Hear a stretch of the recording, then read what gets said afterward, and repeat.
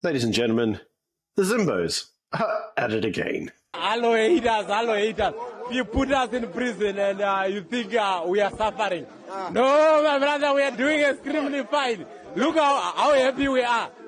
This morning we had breakfast, and in the afternoon we had lunch, and we had supper, and we are about to have dinner, my bro. We are doing extremely fine. We are not even suffering at all. We are happy.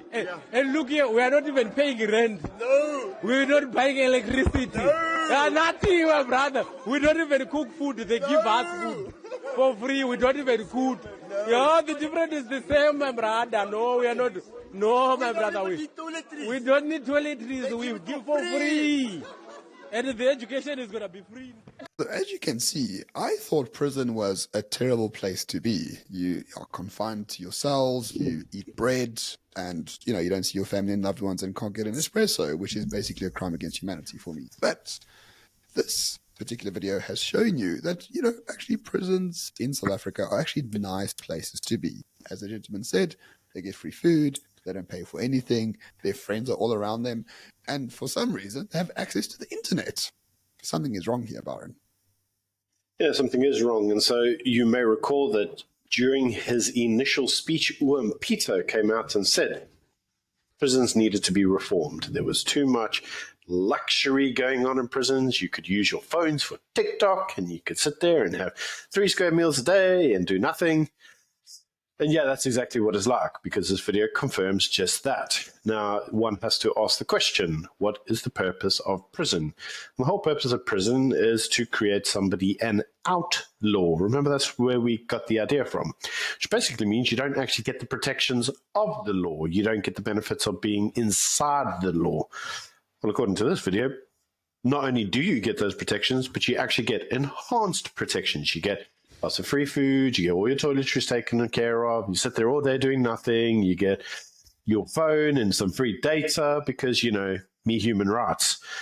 That being said, how then exactly is prison meant to be a deterrent for crime? And it's not, because you can see this exact individual boasting that getting sent to prison was actually a luxurious holiday, which is what most of us have come to expect from prison, right? Nobody thinks that crime or prison is a bad thing because, it's relatively an okay stay. You'll have an easy ride. So now what do? We know that the prisons are a joke. That's confirming what we all knew to be true anyway.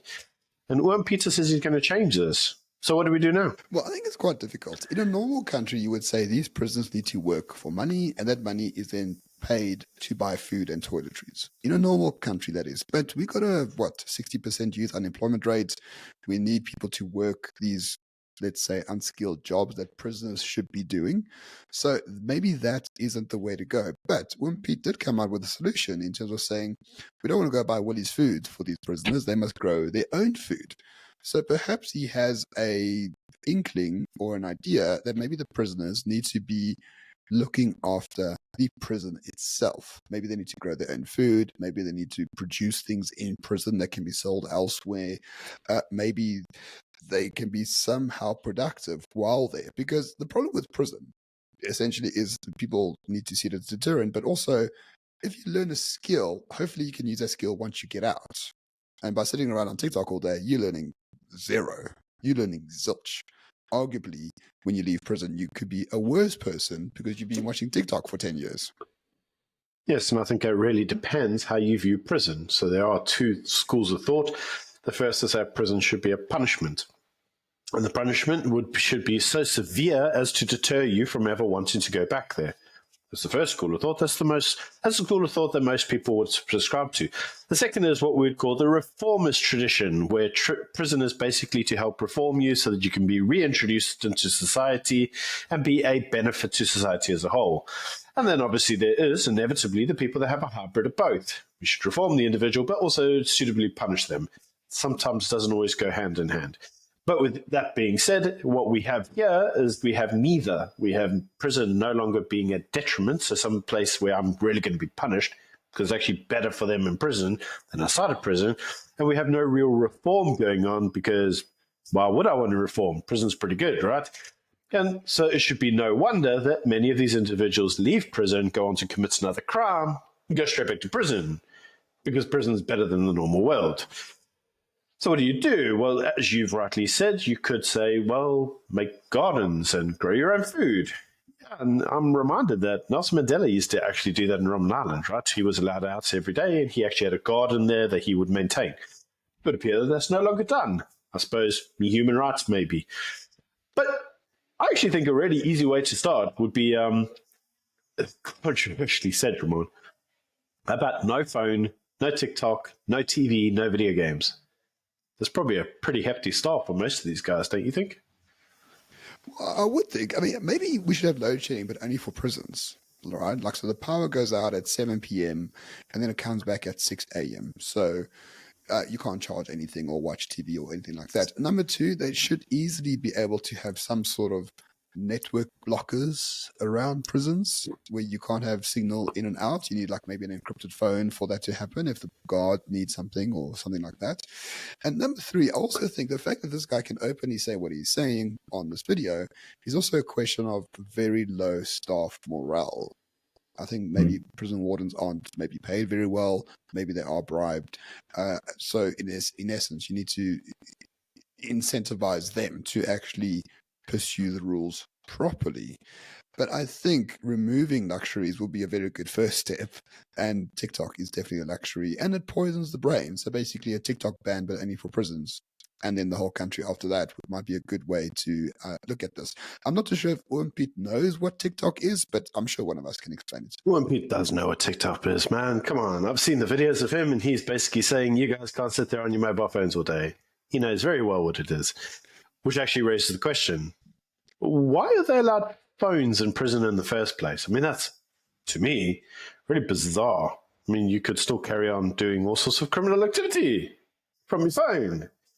So why would you allow a person with a phone in a prison? They're not. It's illegal to have a phone. It's against the rules for prisoners to have phones or to have means of communication from outside.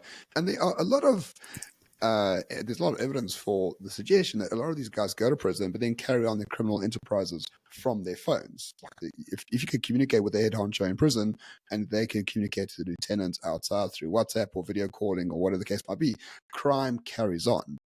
The people who commit crime need to be separated from everyone on the outside. That is the entire point of prison. And if you do have a head honcho who's arrested, prosecuted, and sent to prison, generally what you find that mafia or that syndicate is weaker because the guy making all the decisions has no way to make those decisions anymore or relay them in a material way. So actually phones are not allowed in prison, but